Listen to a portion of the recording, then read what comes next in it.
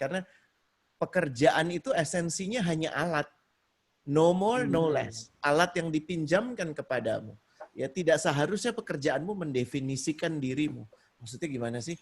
Ya, kalau lo kemudian udah jadi bos, lo merasa bahwa lo adalah bos untuk kehidupan ini. Enggak, man. You're a slave. Ya, lo sama gue. Kita tuh Abdullah, abdinya Allah. Cuman masalahnya lo dapat amanah untuk menjalankan pekerjaan-pekerjaan tertentu. Jadi pekerjaan itu hanya alat, di situ yang dibahas adalah tanggung jawab kepada korporasi, yang di situ yang dibahas adalah jabatan, gaji, dan seterusnya. Tapi yang namanya karir itu adalah totalitas perjalanan kehidupan profesionalmu. Profesional itu kata-kata besar lagi.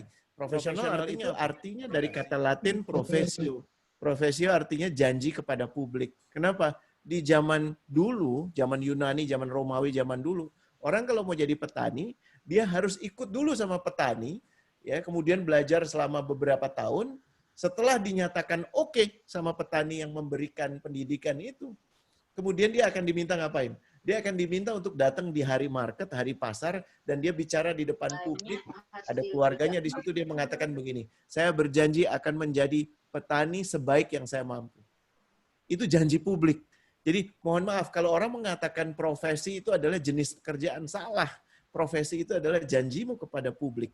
Bahkan bukan kepada perusahaan pemberi pekerjaan. Janjimu kepada keluargamu. Janjimu ya kepada lingkungan sekitar bahwa kau akan memberikan yang terbaik. Gitu.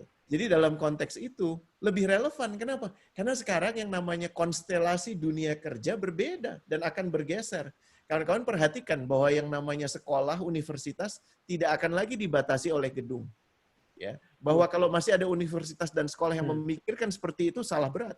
Dan bahwa guru-guru terbaik akan muncul. Kenapa? Karena guru terbaik nanti akan seperti guide terbaik.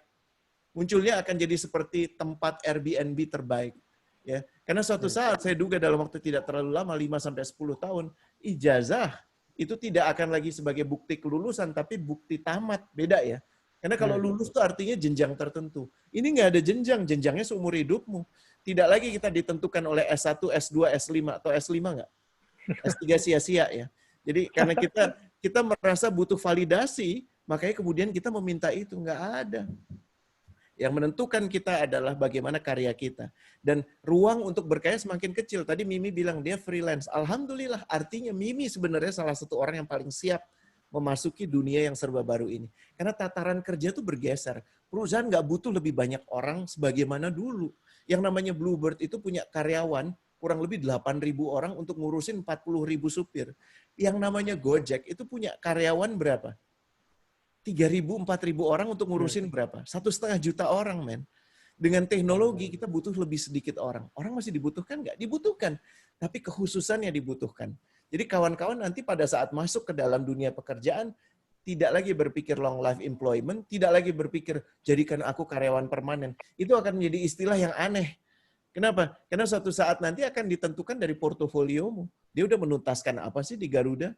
Habis itu dia udah menuntaskan apa sih di Mandiri? Terus dia menuntaskan apa sih di sana? Dan kita akan menentukan periode kerja kita di perusahaan ini berapa lama. Habis itu we move on. Masya Allah. Ya, dunia yang baru itu seperti itu. Sehingga clarity terhadap diri itu penting sekali, penting bingit. Ya. Karena lo tuh nggak perlu lagi menjadi S2 untuk bisa naik pangkat. Nggak perlu lagi. Nggak perlu. Masya Allah.